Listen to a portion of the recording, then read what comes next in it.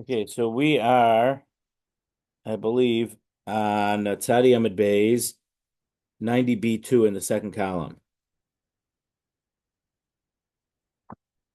So how does his estate get split up when he was married twice and one wife died and then he remarried and then he died while married to the second wife? So who has precedence for collecting ksuba when the first wife uh or her sons never got ksuba? That's what we're talking about here. So in this case where one wife died before him and then another wife died, and then he died before the second wife died, is machlokas tanaim. If there's a ksuvas banim dichrin for so ksuvas banim dichrin means the ksuva of the male children. If the male children of the first wife get to take this benefit of the banim ksuvim dichrin when their father dies, and he's married at the time of his death, and the estate doesn't have enough money to pay everything. The time, because we learned in a brayso, meisu achas b'chayev achas b'moso. If they died, one of the wives predeceased him, and then one of them post-deceased him, that he died before the second wife died. Banana somer yecholim b'nei harishona lomar livnei hashnina b'nei balas chovatem. Banana says that the sons of the first wife, so let's say the first wife is let's say we know that let's call the first wife Sarah and the second wife Rivka. So we know that so Sarah died before Rivka died, right?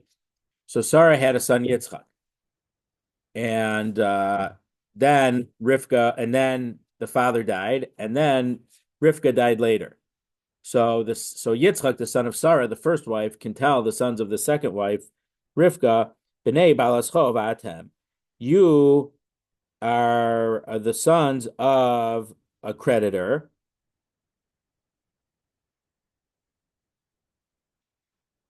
Tlu ksuvas imchem. Take the ksuva of your mother and go. Rabbi Akiva says, Kfar kafza nachla milifnei b'nei rishona. So the nachla, the inheritance that they're going to get from their father, already left. It jumped away from the sons of the first wife, b'nafla livnei b'nei hashniya, and came to the second wife. So Rabbi Akiva, so basically we're saying that Reb Nanas holds that ksuvas banim dichrin applies to the first, to the sons of Sarah, Yitzchak, and if he had any other brothers, they can collect the ksuvas banim dichrin. But Rabbi Akiva says they are not allowed to collect the ksuvas banim dichrin.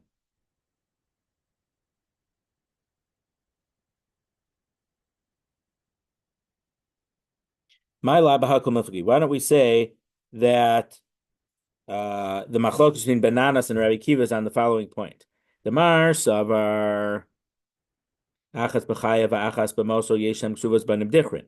One of them holds that Ksuvas Banim Dichrin applies both to the sons of Sarah who died, who predeceased the husband, and both to the sons of Rivka who died after the husband.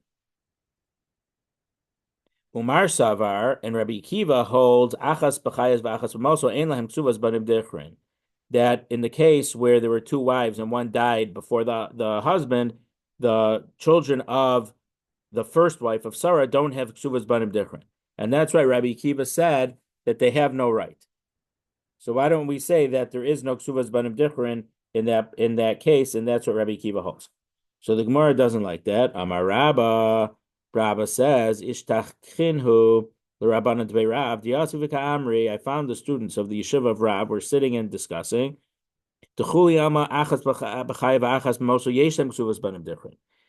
And that everyone holds that that in such a case where the husband had more than one wife and one predeceased him and one didn't, both the sons of both wives have a ksuvas banim dichrin. But here the machlokas is whether the ksuva is considered that there's something remaining for the other ksuva, and also for a creditor, kamiflagi, that's what they're arguing about. Mar savar ksuvas nasis mosel chaverta. So Bananas holds that the ksuva owed to one wife is considered extra money in the estate to pay the other estate. So meaning, according to what's the situation? There's not that much money left in the estate to pay everything. So the sons of Sarah say, give us money, we have ksuvas banim dichrin. So it's true that there's not enough money to pay Rivka's ksuva, but we're saying in terms of this inheritance, the amount owed for the ksuva, it's not, I mean, it's a form of creditor, but it's not a regular type of creditor of, let's say, a loan. So the money that's owed for the ksuva is considered as if the estate didn't run out of money. It still has enough money. Therefore, the sons of the first wife, Sarah, can receive their ksuvas banim dichrin. And similarly, if there's money in the estate that's owed to a balchov, that's also considered extra money in the estate, and we could pay the ksuvas banim dichrin first. Umar savar ain't ksuva nasas mosel chavrata. But the other one holds, and that's Rabbi Akiva, that just because the estate owes money as a ksuva, adin labachov, or if the money owes the state to a creditor, that's not considered extra money in the estate that ksuvas banim dichrin can be collected from. So really, ksuvas banim dichrin still applies, but there's no money to pay it. I don't understand. Help me out. Ksuvas basically protect the wife. Yeah. Not the kid. You're talking about an estate that. Right. So we learned about, I don't know, 5 months ago, maybe a little more, that there's this thing called ksuvas banim dichrin. And the ksuvas banim dichrin is one of the conditions of the ksuva that if the wife dies first, her sons will, their children, so her sons will inherit from him after he dies, the ksuva of their mother, in addition to the regular inheritance that they were going to inherit. So let's say that they were going to inherit, you'd split it up and they'd each get 500 zuz. Let's say there's 4 sons. And let's say there was no bechor. Let's say the oldest one was a girl, so there's no bechor, whatever. So each one would get 500 zuz as an inheritance. So before they would split the inheritance off the top, they'd have to take her ksuva, which let's say would have just been 200 zuz, and split it between all the sons. So before you actually take out the money for let's just say that the estate had 2,000 zuz in it, because we're going to split it 4 ways, right? And each one's going to get 500, so there's 2,000. So instead of splitting it that way, they'll get off the top their mother's ksuvas. So let's say it was 200 zuz, split 4 ways, they'll each get 50 zuz. Now what's left in the estate? There's 1,800 zuz left, because 200 were paid for the ksuva. So now the rest of the money they would inherit. They would split the 1,800 the 4 ways to so 450 each as an inheritance. So are they getting the same amount of money? It seems that they're going to get.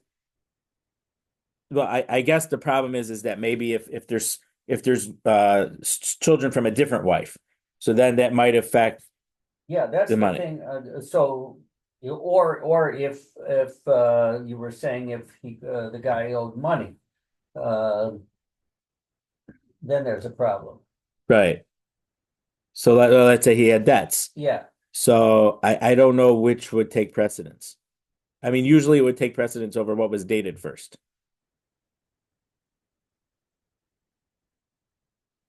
So now we're talking about protecting the gets. Well, I don't know about protecting, but this was a later takana. I mean, it's not the deer. It's certainly not the regular ksuva. It's a later decree, and the question is, in this case where he had more than one wife, and one died predeceased him and one didn't. So, do the first kids get this ksuvas banim dichrin? So there seems to be a machlokas, and so the first opinion we tried to say was they're actually arguing is there ksuvas banim dichrin or not. We want to say Rabbi Nanas holds there is, and Rabbi Kiva says there not. And Rabbi right now is saying no. Rabbi Kiva holds that there is ksuvas banim dichrin, but there's no money to pay it. So he agrees that the concept of ksuvas banim dichrin applies, but there's no money to pay it. I mean, obviously this stuff is technical, and and I technically am not an expert at it, and I'm technically not an expert at it either. So maybe I'm missing a few details.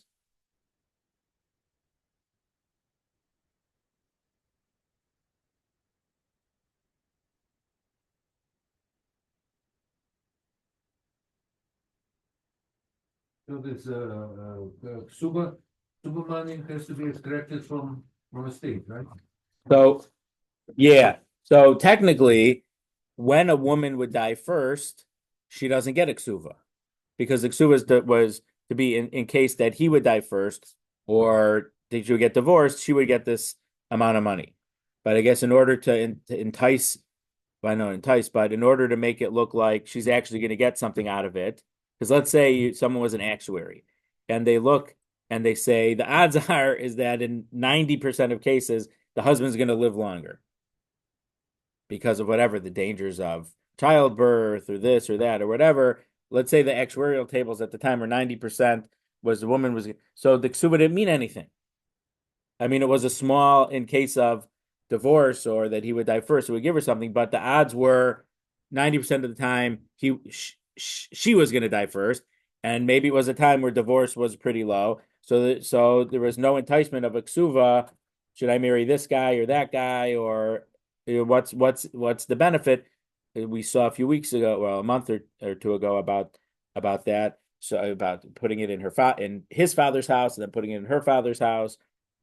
So maybe, and I could be completely wrong, so I shouldn't speculate. But maybe in order to make it look like she's not going to lose out, this ksuvas banim dichrin is saying that even if you die first, your sons are going to get the money of the ksuva. So that makes her feel like the ksuva is meaning something, and she is going to get something out of it.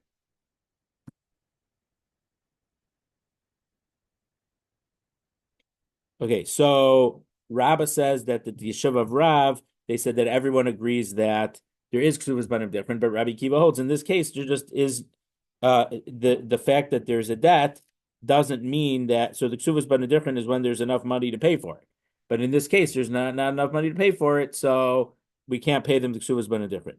And I told them, and I said, no, that's not true. Rabbi Akiva and Bananas agree that in terms of a different creditor, so let's say the father owed $50 to someone for something. He didn't have home equity loans back then, so he had borrowed $50 to put a new roof on the house, and he didn't finish paying that $50 debt back. So that debt is considered surplus in the estate, and so ksuvas banim dichrin could be paid from that $50. Ki pli b'ksuva, but I said that the machlokes between the Bananas and Rabbi Kiva is only if the ksuva is considered surplus. So Bananas holds it is considered surplus, and therefore the ksuvas banim dichrin could be collected from that money, and Rabbi Kiva holds that it can't be. So basically, what do we have now? So we have machlokes between Bananas and Rabbi Kiva. If according to Bananas, the sons of the first wife Sarah, who died first, say we get our ksuvas banim dichrin. Rabbi Kiva says no. So we wanted to first say that that's because Rabbi Kiva doesn't hold the ksuvas banim dichrin. So then the Gemara said no. Rabbi said that Rabbi said that he heard at the yeshiva of Devei Rav that even Rabbi Kiva holds it to ksuvas banim dichrin, but the question is if there's money owed by the estate, whether it's for a ksuva of a second wife or a later wife, or of a ksuva or a regular debt that he borrowed, either of those can be considered extra money that the estate has, and therefore ksuvas banim dichrin could be collected. And Rabbi himself agrees in regard to a debt, but he says no. Even Bananas holds that a ksuva money owed by the estate is not considered extra money in the estate, that ksuvas banim dichrin could be collected. So that's the difference between Rabba and the what he heard from the yeshiva of Devei Rav. That the yeshiva of Devei Rav says both ksuva money owed by the estate and the regular debt owed by the estate is considered that the estate has money, therefore ksuvas banim dichrin could be collected.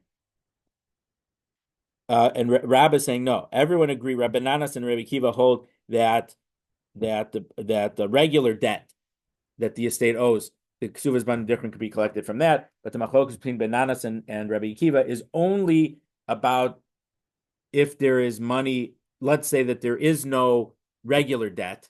The only debt that the estate has is the ksuva, but the estate is small enough so the other ksuva is very significant to take up the whole thing. Bananas holds the fact that it's only owed for ksuva, the first for Rivka, but Sarah's kids can collect the ksuvas banim dichrin, and Rabbi Akiva holds no, because it's owed as a ksuva of for Rivka is not going to be. It makes the ksuvas banim dichrin of Sarah's kids not collectible. Maskil for Rav Yosef didn't like this explanation of Rabbi. So basically, what we just said, Rabbi said an opinion he heard, and he argued on it. He agreed with it in one point and argued it in one point. But Rav Yosef asked against it. Hachi, if so, Rabbi Akiva Omer Kfar Kavtza Nachla. Im Yesh Moser Dinami Baile. Rabbi Akiva says that the sons of the second wife, Rivka, tell the sons of the first wife, Sarah, the Nachla already jumped away from you. If this is what the point of Machlokas is, it has nothing to do with the Nachla. It's that there is no extra money. Im Yesh Moser Dinami Baile. Rabbi Akiva, the reason that Rabbi Akiva is arguing should have been there is no extra money. The extra money already flew away. There is no extra money. So Ella Amar of Yosef, so Rav Yosef argues on Rabba's explanation of the Brisa, and he holds ba'achas b'chayav ba'achas b'moso kamiflagi. They're arguing, Bananas and Rabbi Akiva are just arguing on the fact of what happens in general for when Sarah, the first wife, dies before the husband, and Rivka, the second wife, dies after the husband. So Rabbi Akiva holds, even if there is enough money in the estate, the Sarah's kids will not be able to collect ksuvas banim dichrin. The high tanai ki high tanai, and the machlokas between Bananas and Rabbi Akiva is really the same as a machlokas, a different machlokas tanai. Tanya, because we learned in a brisa, he buried his first wife and she died. So let's say it's Sarah. Then he was married to Rivka, but then he died and she survived him. The sons of this wife, the current wife, Rivka, come after she dies, and they take the ksuva of their mother. Rabbi Shimon Omer, because that's their ksuvas banim dichrin. And we're assuming that the first wife's kids cannot collect ksuvas banim dichrin. So that would be like Rabbi Akiva. Rabbi Shimon Omer, Rabbi Shimon says, Im yosh moser dinner, elu notling ksuvasino, emo, the elu notling ksuvasimo.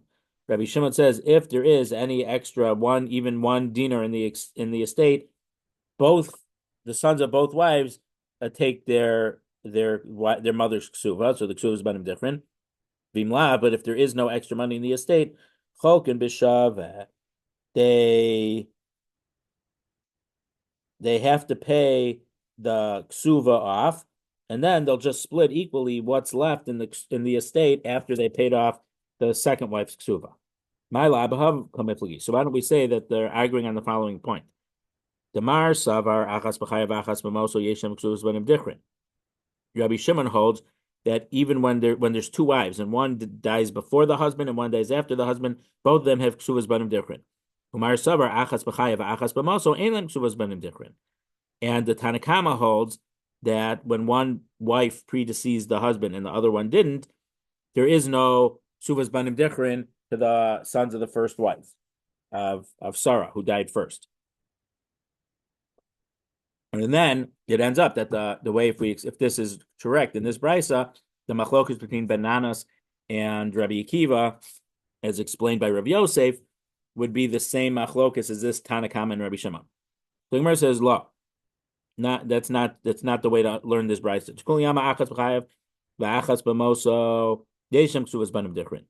it could be that the Tanakama and Rabbi Shimon both agree that both the children of both wives, the wife who predeceased him, Sarah, and the wife who survived him, the surviving wife, both of them hold that for both of them, the ksuvas banim dichrin. And now we turn to Tzadi Aleph Amud Aleph. And here they're arguing if you have to have a dinar worth of real estate left in the estate.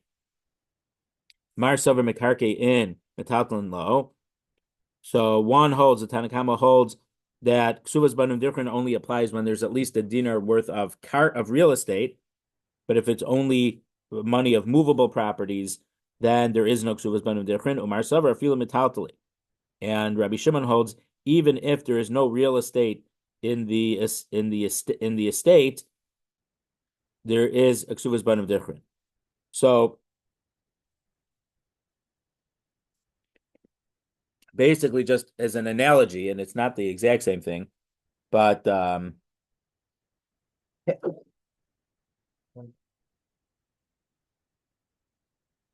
according to some opinions,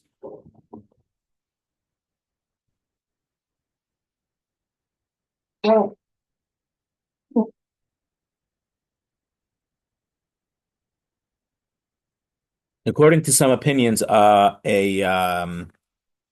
prusbul only works if the person who is writing the prusbul, I think the person who's writing the prusbul is the person owns real estate.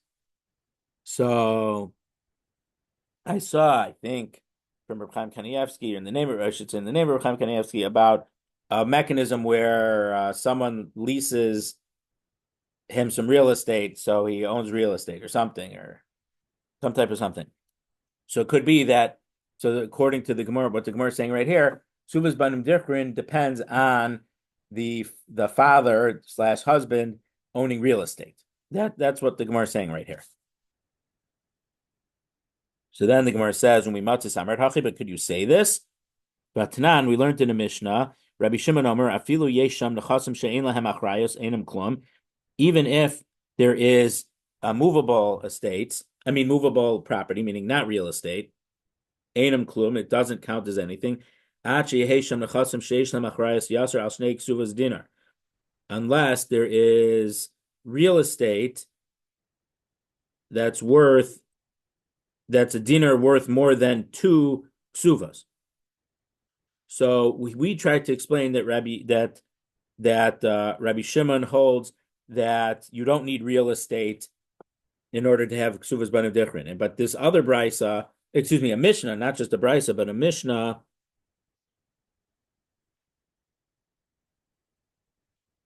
which is on this Amud, says that Rabbi Shimon says that banim dichrin only applies when there is real estate and enough to pay off 2 ksuvas plus another dinar.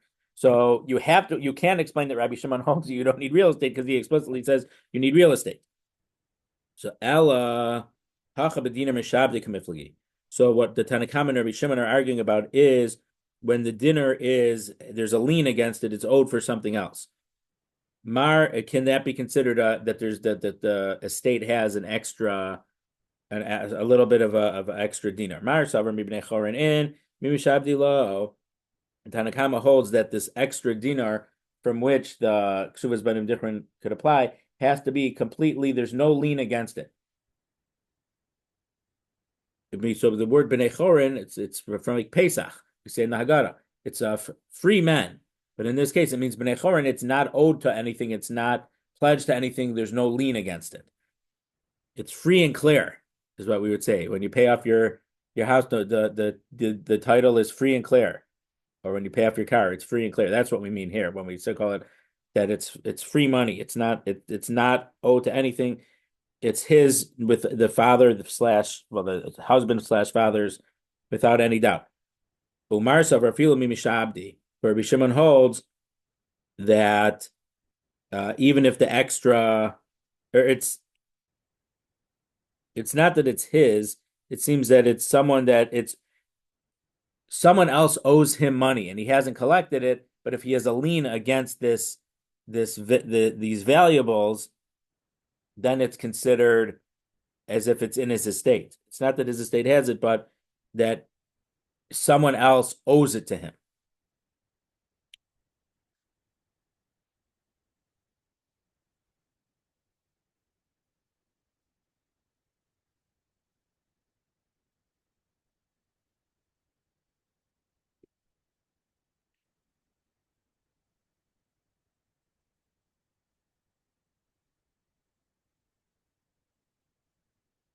So meaning, so the father, what's actually in his estate right now is not enough to pay for anything, but he lent money to Chaim Pippin, and the money that Chaim Pippin owes him, there's some type of lien. It's not just stam.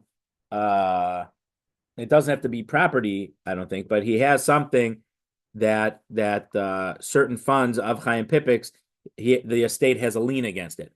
So the machlokas is if it's that money that the estate doesn't actually have in the house, but they have in hand, but they have a lien for it, is that considered that it's extra money and therefore ksuvas banim dichrin can be paid?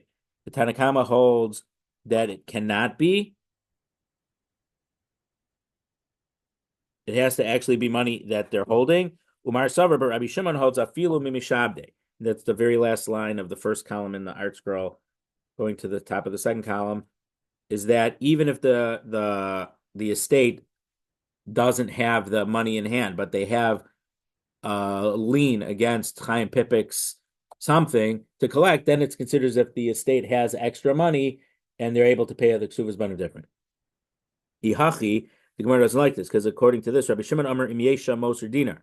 Rabbi Shimon says if there is an extra dinar there, Rabbi Shimon's statement makes it sound like the estate already actually has the surplus dinar. Here we're saying no, the estate doesn't have it, but they have a lien on that. Kevan sheyesha moser dinar. He should have said since there is an extra dinar. That's how he should have said. So meaning what Rabbi Shimon did say, if there is an extra dinar there, and we're saying, but there is no extra dinar there. So if our explanation, Rabbi Shimon, is correct, he should have said, because there is an extra dinar. Because there is doesn't mean that they actually have it in hand, but that could include a case where the estate has documents showing that they have a lien against Chaim Pippin's money. So this isn't as bad as the previous case, but I mean, when we have a Mishnah contradicting what we're trying to suggest, but the words of Rabbi Shimon does not indicate that they could be explained this way. So we could say the machlok between the Tanakam and Rabbi Shimon is if there's an extra, but it's less than a dinar. Mar savar dinar in pachos b'dinar lo. The Tanakama holds you could only split from the banim ksuvas banim dichrin if there is at least 1 dinar of extra money in the estate. Umar savar fil pachos b'dinar. But Rabbi Shimon holds even if there's less than a dinar, we would apply the ksuvas banim dichrin from whatever money there is. Rabbi Shimon dinar ka'amar, but you can't say this because Rabbi Shimon himself said the word if there is a dinar. The word that we said im yesham moser dinar. And now you're saying im yesham pachos mi yoser mi pachos dinar. Less than a dinar. V'chitema epoch. And if you want to say we should flip our understanding of the Brisa, and according to Rashi, this whole Rashi said that so far we were assuming that the second kids were going to the kids of the second wife were going to get the ksuvas banim dichrin. Now we're saying no, it's going to be the kids of the first wife are going to collect it because Tanakama the Masnis and Nami dinar ka'amar. Because the Tanakama the Mishnah also says the word dinar, so we need to have a full dinar available. So how can we explain it? So Ella kihanach trei lishnai kamoi. So we have to explain it with one of the 2 original ways that we explained it. That either if there's karka, that you need to have real estate in the estate or not, or even if the estate doesn't hold that money in the estate, it's not in hand, but they have a lien against Chaim Pippin's property. The epoch. But you also have to flip our understanding that the Tanakama holds that the that not the kids of Rivka, of the second wife, but the kids of the first wife of Sarah will have ksuvas banim dichrin if there's an extra dinar of even if it's not karka. And Rabbi Shimon holds that it has to be karka or it has to already be in the estate. Okay, it's technical Gemara. So let's keep going. Amar Zutra Mishmei Rapapa. Amar Zutra said in the name of Rapapa. Hilchasa, the halacha is achas b'chai v'achas b'moso yesh lahem ksuvas banim dichrin.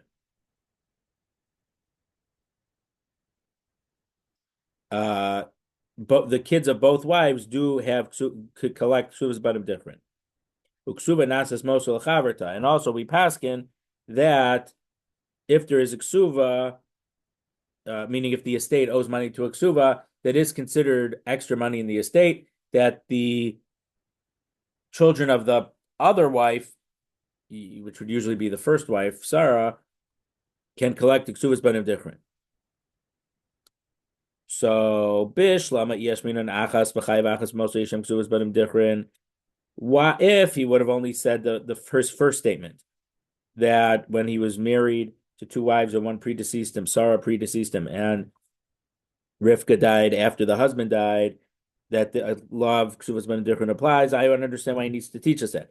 The law shmeina ksuva nasas mosel chaverta, and he didn't teach us the second thing, that ksuva, that the fact that the estate owes a ksuva is considered extra money in the estate, so that the first ksuva could be collected. Havamina iika moser dinar in ilolo. I would have understood that if there is an extra dinar, then the first kids could collect ksuvas banim dichrin, and if not, not. Ella lishmainan ksuva nasas mochzel chaverta. But if you would have only told us the second din, that a ksuva is nasas mochzel chaverta, va'ani yadana mishum da'achas v'chai v'achas mochzel yeshem ksuvas banim dichrin. Meaning, if you would have only told us the second law, ksuva nasas mochzel chaverta, that the fact that the estate owes a ksuva, that is considered as if the estate has extra money, then I know automatically his first statement also. What's the significance of that halacha? It must be because there's ksuvas banim dichrin. So he shouldn't have needed to teach us both. If he would have told us only the second thing, we would have learned both things. So the Gemara explains why this is wrong. If he only would have told us the second halacha, that ksuva nasas mosul chaverta, that the fact that the estate owns one sale, that's considered as if the estate has extra money to pay other ksuvas banim dichrin, havamina kagon shenasa shalosh nashim. I might have thought that would be a case where he was married to three wives, and two of them died while he was alive, and only one of them died after him. The wife that died after the husband died, Yoledas Nekevahi, she only had a girl, Valabasirushahi, who can't inherit. So she's not going to get anything from the estate because she's a girl, and she's not going to get anything from the ksuva directly, because ksuvas banim dichrin only applies to boys, not to girls. So I mean, as the heir to her mother, she would get the main ksuva, but not the ksuvas banim dichrin. Right? Yeah. Well, achas b'chai v'achas b'moso. But if we would have said that he was married to only two wives, and Sarah predeceased him, and Rivka didn't, v'hadal achar misa let a zacharhu, and Rivka, the wife who survived him, had given birth to a boy beforehand, and he gets Yerusha, I might think that if we would give ksuvas banim dichrin to the first kid, they would have a fight about it. Can you imagine Jews fighting? So the sons of the second boy says, I don't want you to collect your mother's ksuvas banim dichrin, because that takes away from my Yerusha, because you would take it off the top, and that would make my Yerusha less. Kamash Malan. So therefore, Mar Zutra says that even in the case where they were worried that they argue, we will let them collect ksuvas banim dichrin. Mishnah. If someone was married to two wives, umesu, and they both died, and then he died. So they both predeceased him. So let's just take a new case. Bilhah and Zilpah were married to Yaakov, and Bilhah and Zilpah both died before Yaakov died. And he died after they died. And the orphans want the ksuva of their mother. They want the ksuvas banim dichrin.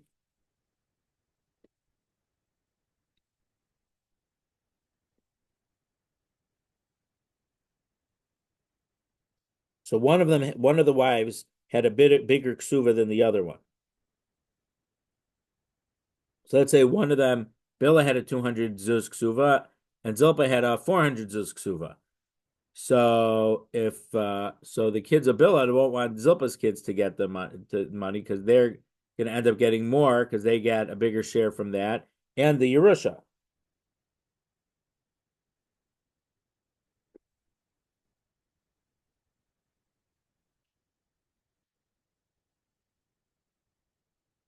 So in that case, they just get the estate gets divided equally, like a regular nachla, and they don't get the ksuvas banim dichrin.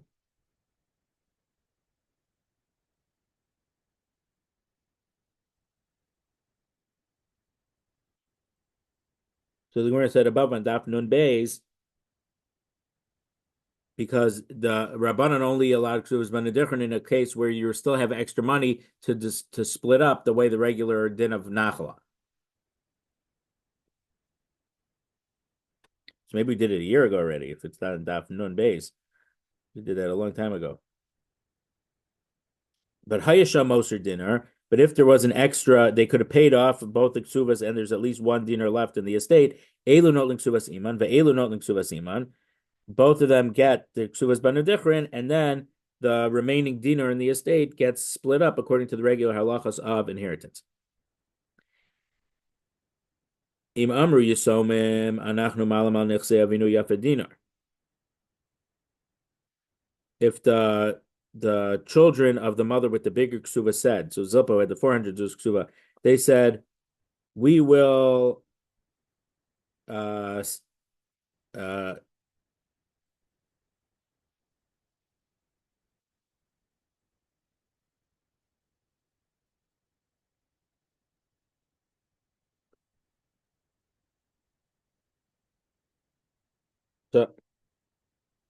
it seems they're playing a little bit of a game.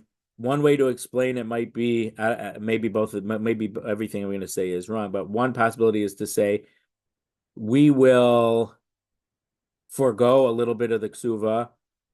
Meaning, if they get 396 instead of 400, and they'll say, "We'll write you a receipt as if we got all 400," it will mean that the estate has an extra dinar. Then they're going to be able to collect 396 plus Yerusha. So that's going to be better off for them than not collecting the 396, right? So either they kind of give a discount, or they use inflation, saying this is 400, even though it's really not. But because by they saying that this is 400, it means the estate has more money, so therefore they can get their ksuvas banim dichrin and get some Yerusha, so they'll come out ahead. What if they say that? Kadeshu ksuvas iman. Ain shomen lahem. We do not listen to them. We have the base din calculate the value, what it actually is.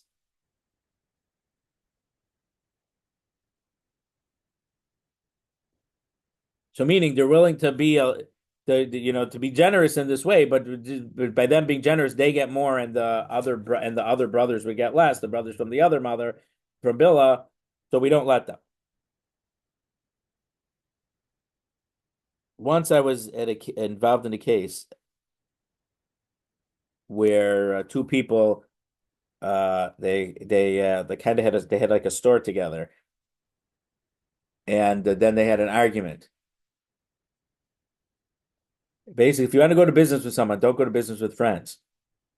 So they had been friends, they had a business, and then they had fights, and so they were going to split the business. So they had agreed that this type of merchandise person A was going to take, and this other type of merchandise person B was going to take, and that would be the equitable division of the what the store had, and so the Rav look, they brought the stuff and the Rav said, okay, so this is this, so you could have this, so you could have that, but then later, whatever, and then they're no longer friends. That or even before it got split up, but they actually had. It's not exactly the Mishnah saying that the Beis Din evaluates the true value and not the inflated value. But in this case, they're saying this is what this is what you want, and this is what you want, and you agree that person could have that, and the other person could have that. That's what I'm only mentioning it. It's not exactly like the Mishnah, but it's a similar case. And they were having they went to have the Rav decided, and it was like a Beis Din because they accepted the one Rav to split it up for them.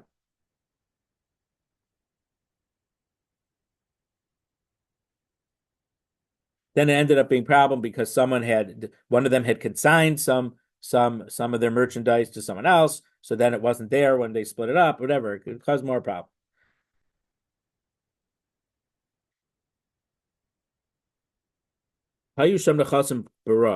What if there was enough money? No, that's not enough money.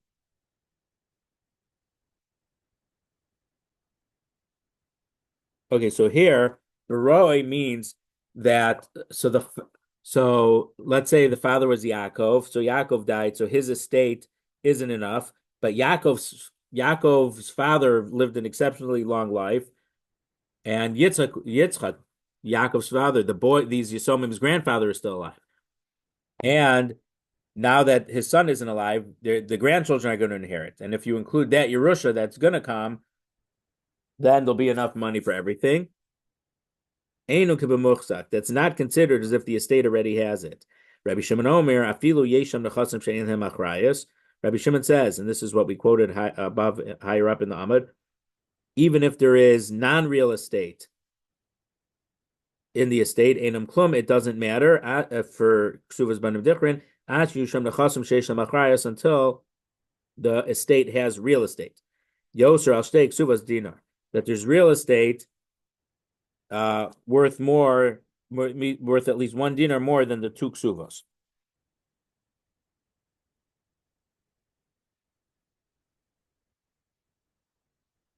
Okay, Gemara. Tana Rabbanan. We learned in the Brayso. Lezu elav lezu chamesh meos. So what if one wife? So let's say Zilpa's ksuva was 1,000 zuz, 1,000 dinar, and Bilha's was 500. So one was twice as much. So I was imyesha moser dinar elu not. So if the estate has at least 1,501 dinar, so elu not siman, the sons from the one wife with 1,000 dollar ksuva could take their mother ksuva ve'elu no ksuva siman, and the other ones of the sons of the $500 ksuva wife take their $500 ve'im lav. But if there's not any extra money, yachlaku b'shaveh, they get regular Yerusha and no ksuvas banim dichrin, because the Chachamim didn't want to uproot regular Yerusha with ksuvas banim dichrin. It's only when there's enough to do both that's when you do ksuvas banim dichrin. Pshita merubim v'nismatu. So it's simple to say that if the guy had a lot of money, and then the amount of the estate decreased. So let's say that he owned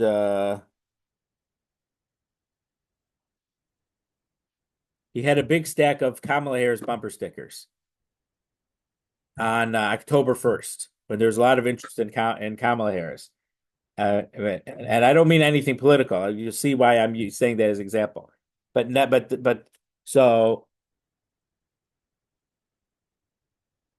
So the father died, and he had these bumper stickers that are worth $2,000. but now they haven't gotten around to splitting up the estate now, and now it's December, and there's no interest in Kamala Harris bumper stickers. So now the bumper stickers value has gone down. Lahavdil would take a case. He had black fabric, and when he died, black fabric was in. People wanted black fabric to make clothes, but then by the time they got around to selling it, people didn't want black anymore. Now white fabric was in. So it's not that anyone made a bad decision, but the market shifted, so the value of the property in the estate went down. Now, the only problem with my example here is that my example the problem is it doesn't work according to Rabbi Shimon, that we're talking about real estate. I give an example where we had metaltalin. So according to Rabbi Shimon, let's say that you had a good field out near Los Angeles, and but now today it got burned in the wildfire, so now it's not worth so much. So according to Rabbi Shimon, we could take a case where the estate had property that was worth a certain amount, but then something happened to it, not by his fault, and now it's worth less. I'm just saying it. So the Gemara is saying when it says Meruba v'nismatu, there was a lot of value in the estate, but then it's now worth a lot less than it was. Kvar zachem b'hem yorshim. The Yerusha have the heirs, the sons have already received the estate. So what does that mean? So because at the time that the father died, the estate had enough money, we say that Zilpa's kids do get the ksuvas banim dichrin, because at the time there was a time where if they would have collected at that time, the estate had enough money, so we say they still get to collect, even though they didn't actually get around to splitting it up yet. So the word kvar zachu b'hem, they already merited it. They already merited because the estate did have enough money at that time. Muatim nisrabu mai.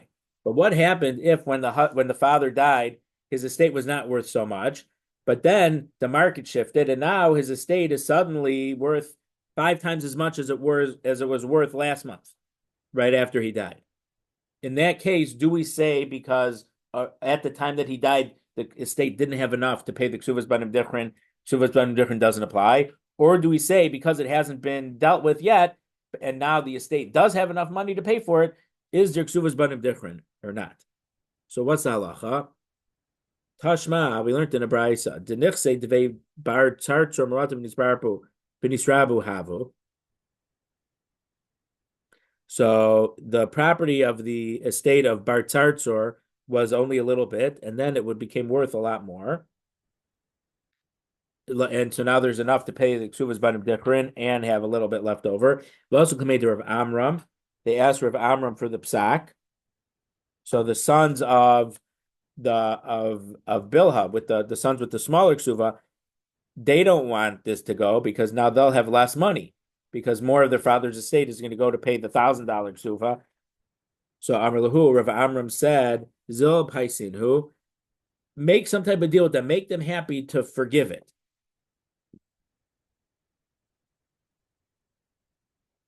So really, what this psak meant, and we saw this a few weeks ago with the case of the wife. What exactly was the case? But we wanted to say, make the wife make a suda for her, make her feel good, so she'll forgo this extra money. So do something for your half brothers here to make them happy with the Yerusha they're going to get, so that they'll forgo it. But that means really they do deserve it. Lo ashkachu. These sons didn't listen. Amr lahu. So Rav Amram said, "Ilo mefaisinu lahu. If you don't make them happy and settle it a different way, machina lahu besivla delo mabu dama. I'm going to hit you with a thorn that's not going to draw blood, which means I am going to put you in."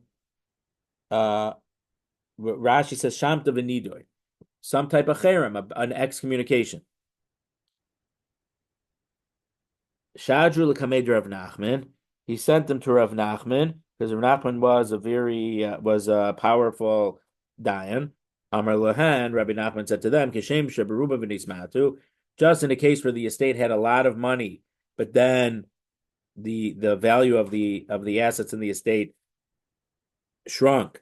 Zachu b'hem Yorshim. We say that the Yorshim already got their share of the ksuvas banim dichrin. Kach mu'atim nisrabu zachu b'hem Yorshim. Also, in the case where the estate only had a little bit of assets, but then they suddenly became worth a lot more, the Yorshim, in this case, the heirs of the Bilha, the mother with the smaller ksuva, they already got their share in the whole nachala, the whole inheritance. So it cannot be. So the other half brothers, Zilpa's kids, cannot get the ksuvas banim dichrin.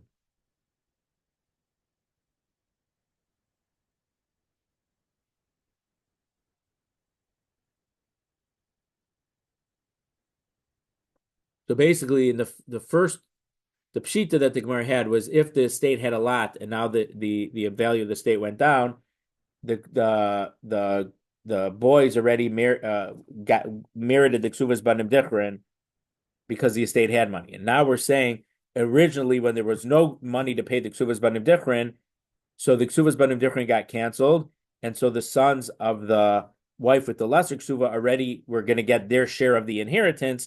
So therefore, in this case, Rav Nachman paskined that there's no ksuvas banim dichrin, because then it would be taking away from. So basically, we're saying there was two parties: the sons of Bilhah, the sons of Zilpah.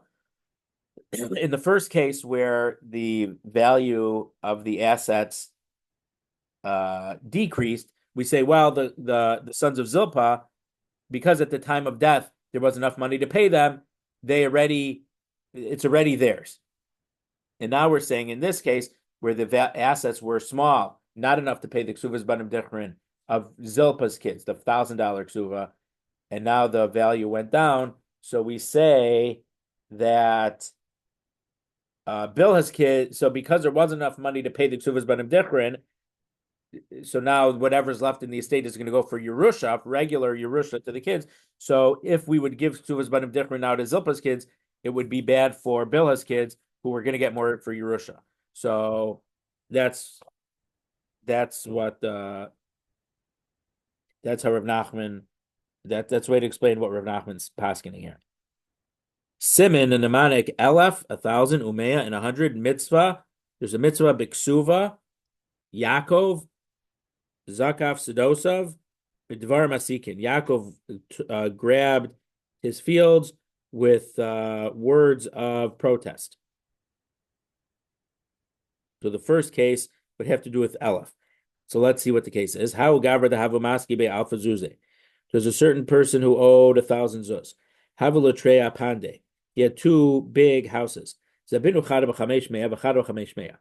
sold both of them, one for 500 and one for 500. Now he can pay off his debt, right? What happened? The creditor collected one of the houses as the debt. So meaning before that guy could pay off cash, because he said, I have a shtar and this house was mortgaged to pay off my debt, this house is mine now.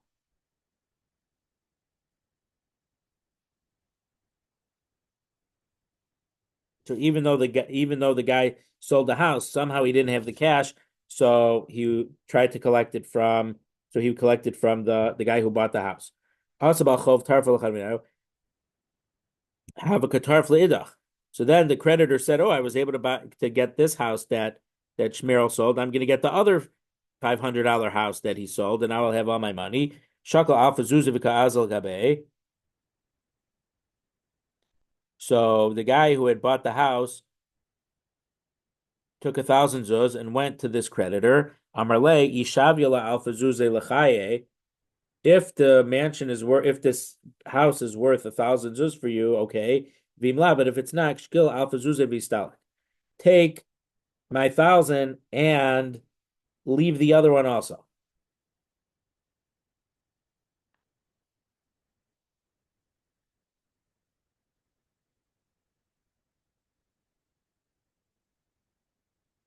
So clearly this is a case where the same guy bought both houses.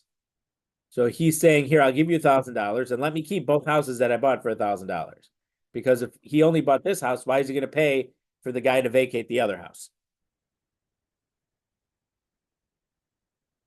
Sami, excuse me, Sava Rami Bar Chama Lameimar, Haina Mas Nisan. Rami Bar Chama thought this is the same case as our Mishnah, which said, Im Amru Yisomim Harayanu Ma'alamis Nifse Avinu Yafa Dinar. If the Yisomim are going to inflate assets of their father in order to make the estate worth both ksuvas plus an extra dinar, we don't listen to it.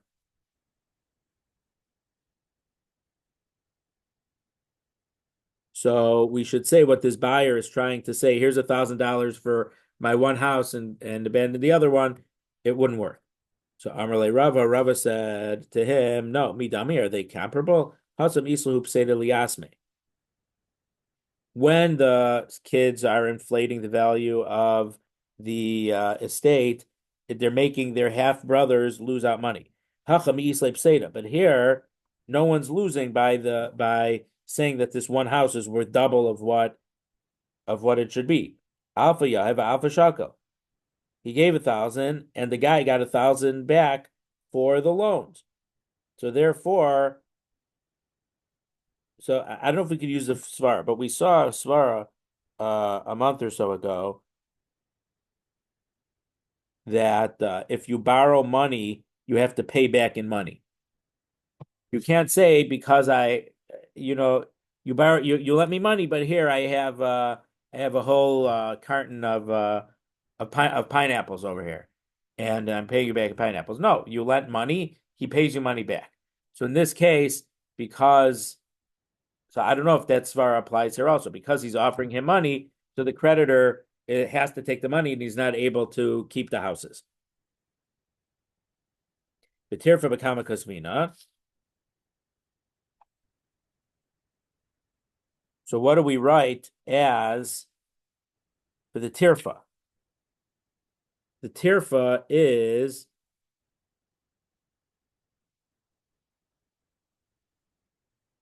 basically it's like a torif. So a torif is like a receipt to show that this loan is taken care of because I paid it off for the other guy.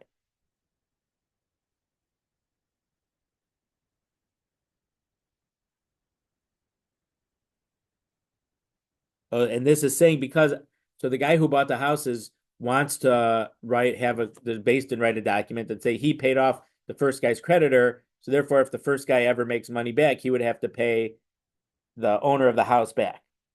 So basically, to say what's going on here is that I owed money to Marty, but I sold my houses to Jeff, but then I don't have the money right now.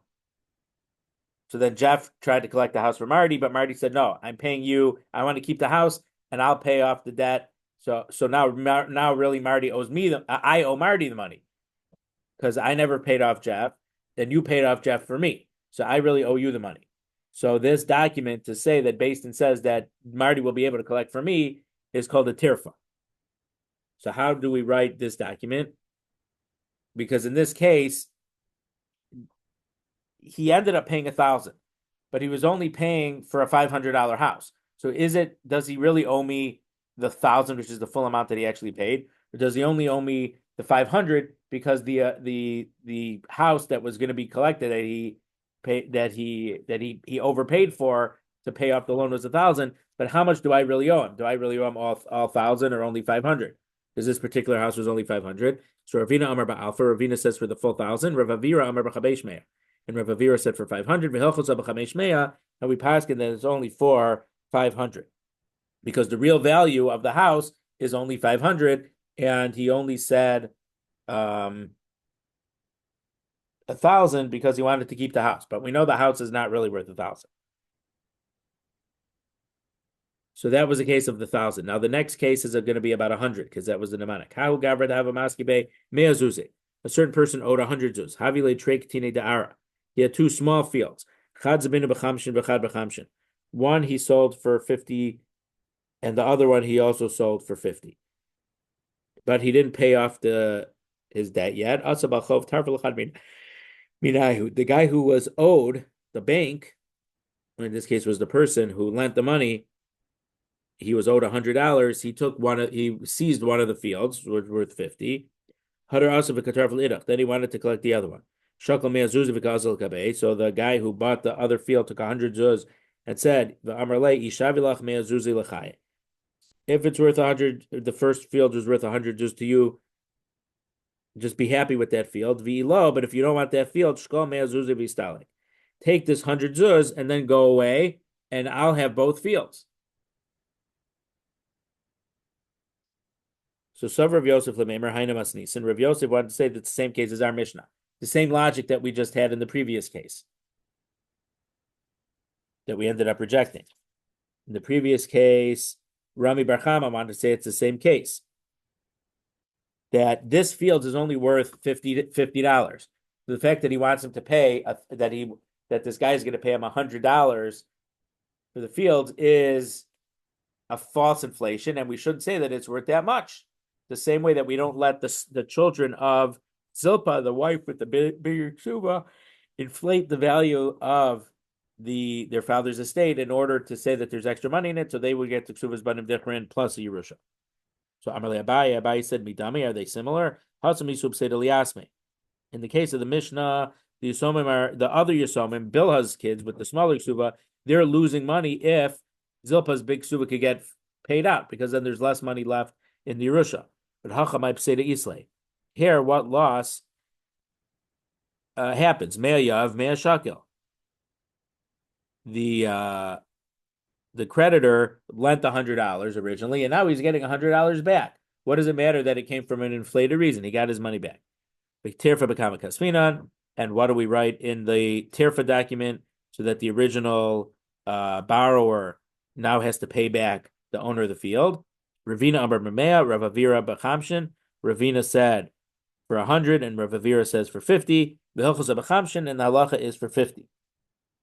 This seems to be, it's the same Amoraim of the first case, and we paskin the same way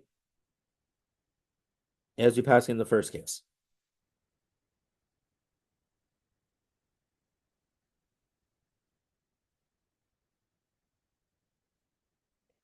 Third case, how gavra to have a maske be meazuzi. Now the simon, this case is mitzvah. How gavra to have a maske be meazuzi. There's a certain person owed 100 zuz. Shachav, he died. Shavik tina da'ara to have shavi chamshin zuze. He left a small field that was worth 50 zuz. So it wasn't even worth enough to pay off the whole debt. The creditor took it from the estate. Azul Yasmi Yavale Chamshin. Now, I don't know if these, we know that you're not able to collect from Yisomim without a Shavuos. So did he make a Shavuos here? I don't know. So also Yasmi Yavale Chamshin. The Yisomim went to give him 50 zuz. So he took the money, and then he took the field also to get all 100 zuz. Also Kamei Abaye. They asked Abaye, was he right to take the field after we paid him the money that we had, the 50 zuz, which was the value of the field? So Amar he told them, mitzvah liyisomim l'furach avaviyam. There's a mitzvah on the Yisomim to pay back the debts of their father.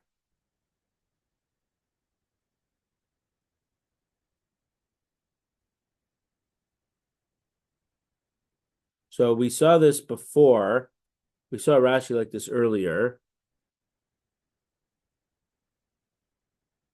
Yeah, Pevav Amid Aleph.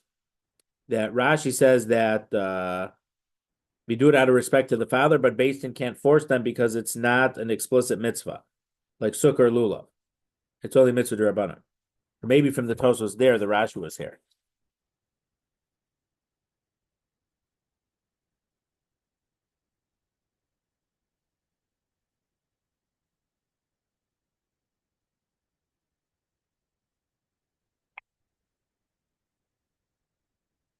So Hani Kamei mitzvah vitu. So the first money that you paid, you did a mitzvah with. So even though what's happening is not so nice, but what you did do a mitzvah. But hasha kitarif b'din katarif. So now when this guy is trying to seize the field for 50, to get his full $100 back, he is within the law to do that. So and this is only true that they lost $50 and now they're losing the field. That's if they didn't say this 50 zuz is for the value of the field. But if they're saying that this 50 zuz is the value of the small field, then they removed him from the business. He has no way to collect from the field anymore. Because basically he had a lien on this document, whatever, to take away the field. But by them telling this 50 zuz is the value of the field, so now he got he has no right to take the field anymore because he was just paid off for the field. Okay, we'll leave it here. Again,